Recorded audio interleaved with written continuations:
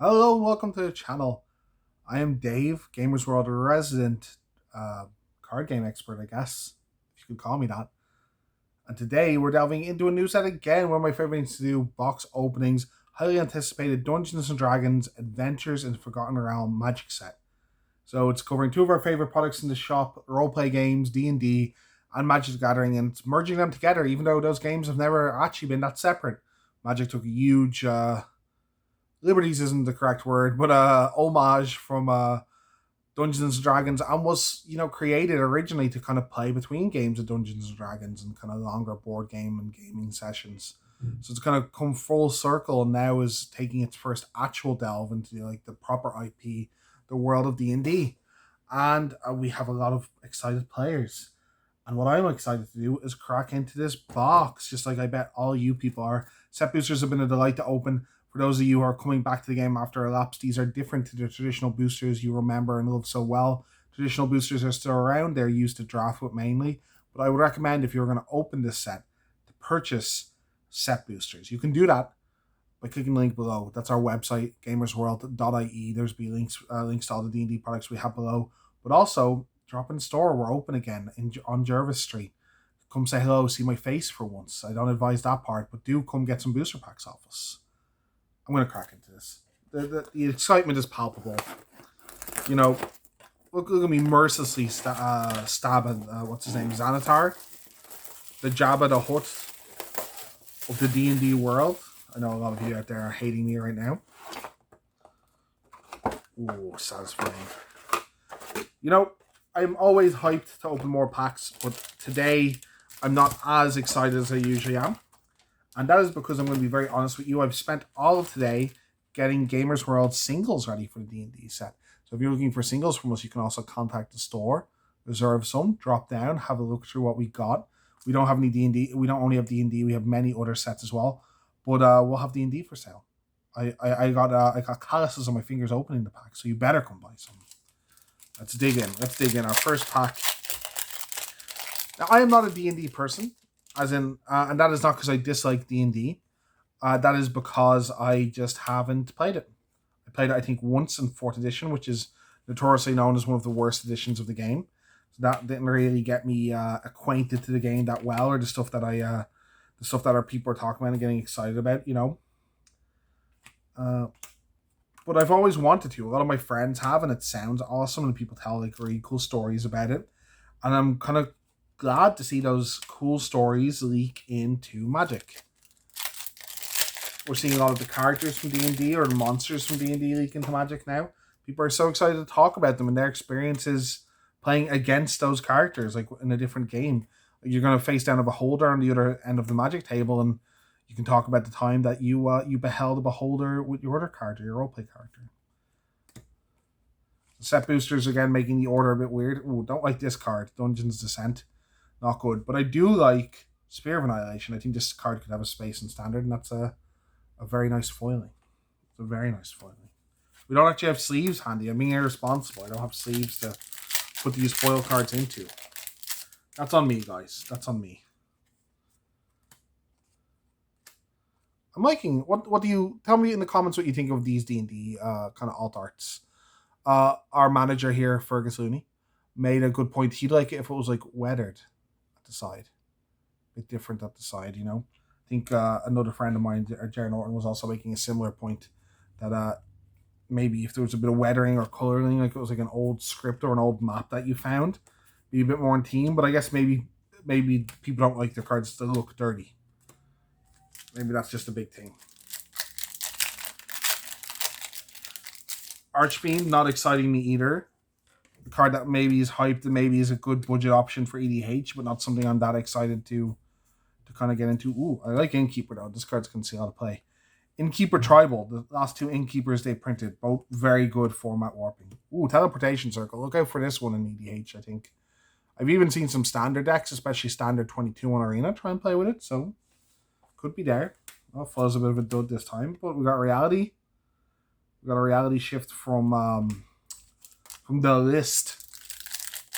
The ever confusing list.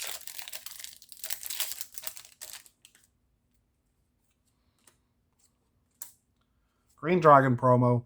It's weird that these uncommons come in this extended art. Because none of them are remarkable uncommons. They're fine for limited. But I guess that's fun. Like, they're definitely collectible. Some mediocre commons and uncommons. A nice Jelly Boy. Ooh, Elwick rocking out. I love the frog. Isn't the frog fantastic? It's not the cutest little thing you've ever seen in your life. Ooh, is there a foil underneath this as well? Foil uncommon. It's a Lurking Leaper. A bit of a dud at the end, but extended art Planeswalker that might be playable. Cannot say no to that.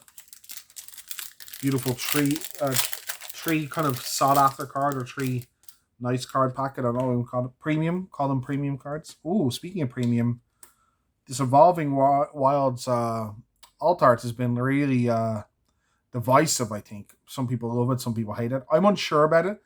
I think I'm in the camp of I love it as a collector item, right? By itself, I like the idea behind this. This is really clever.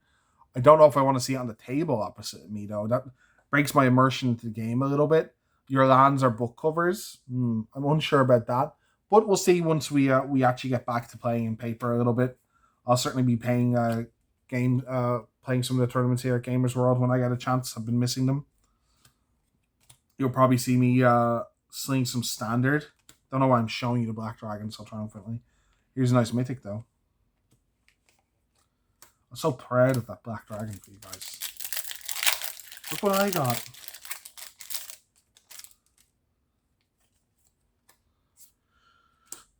This one's a nice promo, too. The promos are nice, I think. And while I say divisive, and I might not be a fan of some of them in this set, I do appreciate what they're trying with them. This isn't like I rallied pretty hard against the Amonkhet ones because I'm not sure how the Amonkhet ones ever got by human eyeballs. I don't see how another human saw that and went, yeah, that's fine. That's how we want to do it. But with these ones, I can see exactly who they're appealing to and what they're trying to do and what shot they're trying to shoot. And I can appreciate that, even if I think to an extent they aren't a complete hit. Not everything can appease everyone, you know? Not everything can be perfect.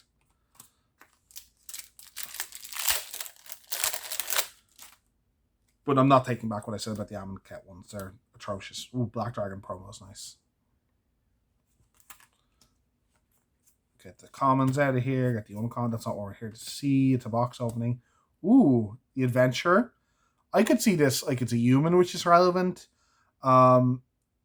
It is like hard to block. The venturing might not be strong enough, but when standard power is down a bit after next rotation, this could see play as a relevant creature type as well. So who knows? Ooh, what a pack! Wow! Oh my goodness. And we have the list card. So we'll go over the worst card first. List card, very cool combo card for Commander. We had our Adventurer. We go on to have the Hive of the Eye Tyrant, which I think is one of the better creature lands they printed for the set. Very good card. With a foil Spider Queen. This is maybe the best card in the set. It is certainly up there, not only for Standard, which I think it's going to be a pretty dominant force in, but also for Commander, I think. I think that card's superb in Commander. A lot of Aristocrat type decks in that format, and that is a strong effect. I think a Commander deck wouldn't have much problem setting up a turn where you player and Ultimator and start doling out the beats, the damage. Beats by spiders. Ooh, now I'm going to have nightmares about that sentence. Ranger class, very good card. Maybe a little underpriced at what it is at the moment because I think it's going to be quite powerful in Standard. And this guy's medium. He's a big dork. He's a big old dork. Nothing wrong with that. Get that foil away. Ooh, Pillage. That's a nice list card. Pillage is playable. Pillage is playable. It rolls off the tongue. Pillage is playable. Foil lands are kind of nice. Kind of do like the foiling on the lands. Mimic. I've spent a while playing Dark Souls recently, so I have a hatred for these cards, but Sylvie. More commons. Ooh, look. So this is one of the rare ones. I like this one better. I think the purple in the Evolving Wilds is a bit much. The blue actually tones this down a lot, and I like it. And the Godzilla-esque art, the monster movie-esque art, is awesome too. Guess we put this on our rares pile. And another medium foil. This box is going well. Probably the best card in the set foils, some nice promos, some other good mythic playables. I'm, as much as I like these, for some reason I think they've ended up a bit of a fail. People just don't seem that keen on collecting them. And I would have loved to see, but I don't think they're ever bringing that back. Recently, someone traded in a card to us, and it was a pro player card. And I love them. And maybe they're way too niche and you can't have them again. And you don't want to be depending on people you're not contracting. I get that. But at the same time, I'd love to see them back. I know they're not going to happen. I know we're just making random wishes into the abyss here. But that is what I would love to happen.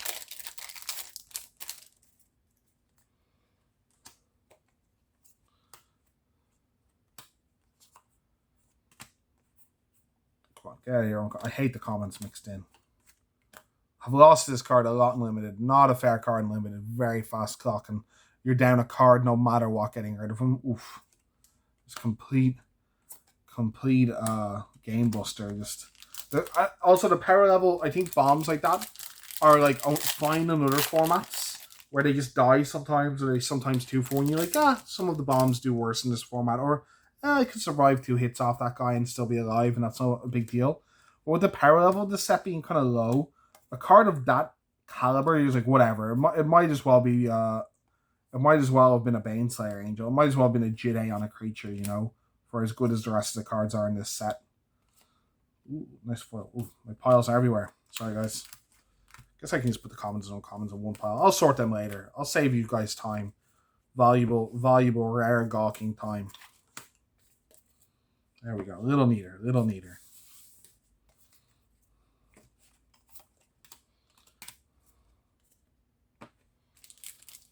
You can bring our list cards down here.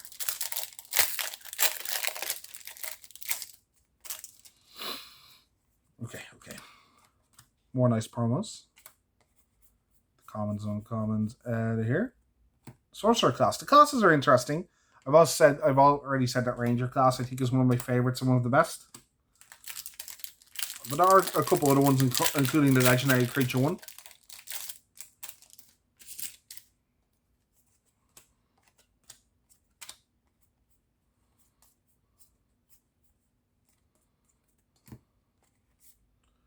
Ooh, foil Hall of the Storm Giants. I don't know if you can see this foiling very well because it's very subtle, which is something I actually like about it. Maybe it looks a bit nicer in the sleeve. Sometimes sleeves pop foiling of cards. See if I bring it a little closer if you guys can see it. But those cards in foil are very nice because they're not like very overbearing.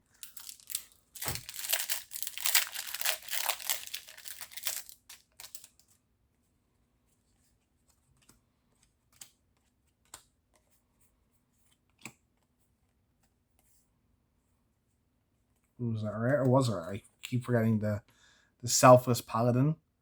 Nadar is a rare. Very nice one as well. Just like decently statted. Maybe a little understated for standard nowadays. Could be good. Someone that isn't that understated though. This card's hard to beat. Or Curse Prince of Undead.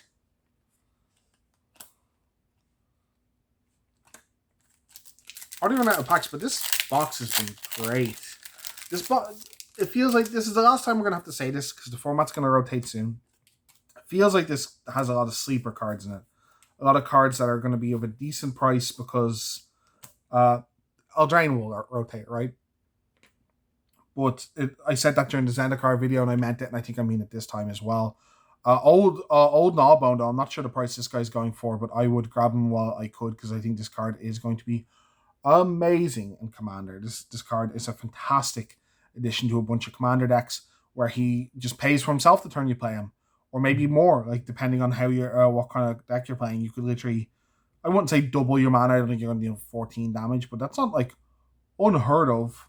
It is combat damage, mind you, but still, I think there's decks that can easily pop a bunch of damage the turn he comes to play, make a bunch of treasure, and that either means you have infinite mana the turn after you play him, or it means it pays for itself. You basically had a free 7/7 that turn. I think some Commander decks are doing more powerful things, and it probably depends on your play group. But I think the average Commander deck, average like green-red Commander, is going to want one of Old Gnawbone there.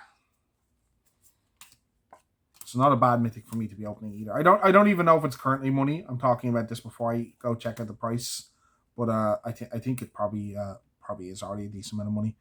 The backstaff, not that interested in this cycle. I think the cycle's been a bit mediocre beside the Angel one, which is already banned on Arena. Xanatar, Jabba the Hutt himself, Navanaqista people. This guy is amazing. I think this guy's a bit of a sleeper in the set because he needs to survive a turn when to win the game. But I think both Unlimited and to a certain extent in Constructed, this guy says if he untaps win, because you can just leave irrelevant cards on top of your opponent's deck. You just like, this guy is just never going to let your opponent have a good card again unless it's like some kind of tiny situation where like I play a 6-drop off your deck and I left you with another good 6-drop. You're just going to go, oh, you have a terrible card to draw or a land. I'm just going to let that happen. And it's like a built-in card advantage engine. I think this card's like secretly, or maybe not so secretly, extremely good. Ooh, foil Evolving Wilds. Again, it might be a bit hard to see the foiling, but that's really nice. I think Xanatar is going to be a bit underpowered in Commander, but I think people are still going to love it anyway. Maybe he even just goes and sends triplets as an extra sends triplets.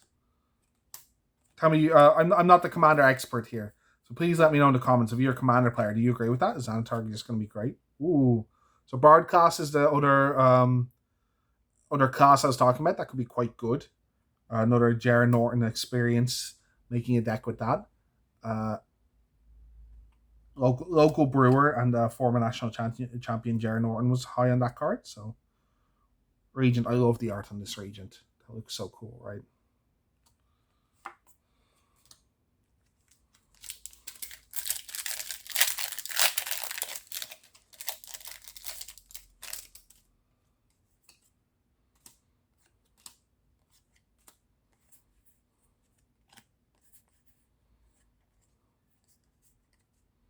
Mind Flayer, such a classic kind of monster, Cthulhu-esque monster, and very powerful, with a lot of potential to be very good and maybe even standard at some stage.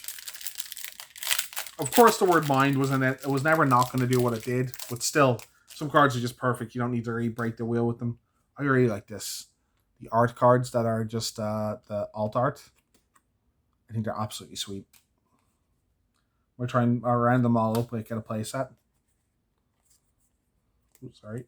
We got our promo here.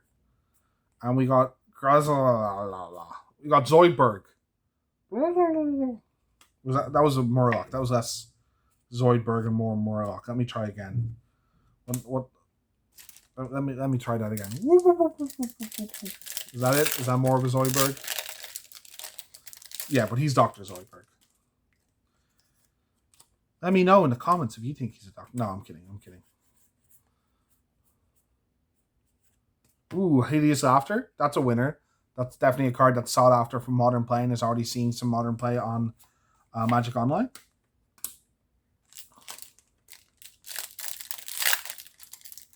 Could see some standard play. It exiling, I think, is a nod towards it would be a bit too good if it just milled for rogues. That's a design choice, opposed to like, on upside, it's like hate, like Dredge doesn't get a benefit from it. I think it's literally just, rogues would have been too strong with it in standard. Ooh, Goblin Lore is a nice list card. That card occasionally breaks formats. By occasionally, I mean all the effing time. Pegasus. Maximilian. No, that's the other game. That's Bill. He'll do the Maximilian Pegasus openings.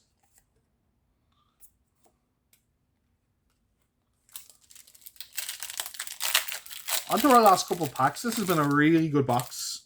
I would always recommend. I like if you're going to open a booster box, if you want to feel like you want to get a box. If you're not going to draft, I very much recommend getting set booster boxes. This has been a lot of fun, but I'm not even going to guarantee that your booster box is going to be this good because I can't do that. I can't make promises like that.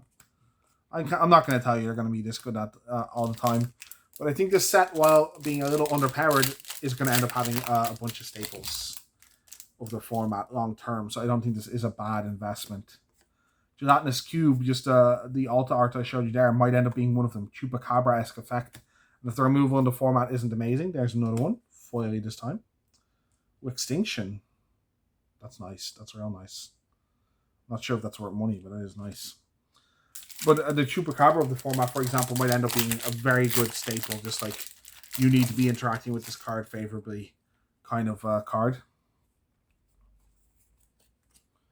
The Beholder, it's a shame that the card, the Beholder, I know we have Xanathar and he's great, but it's a shame a Beholder isn't better in general. I feel like it should be a bit stronger. And I understand that you can't just make every card strong. It's about flavor and stuff as well. Ooh, another creature land.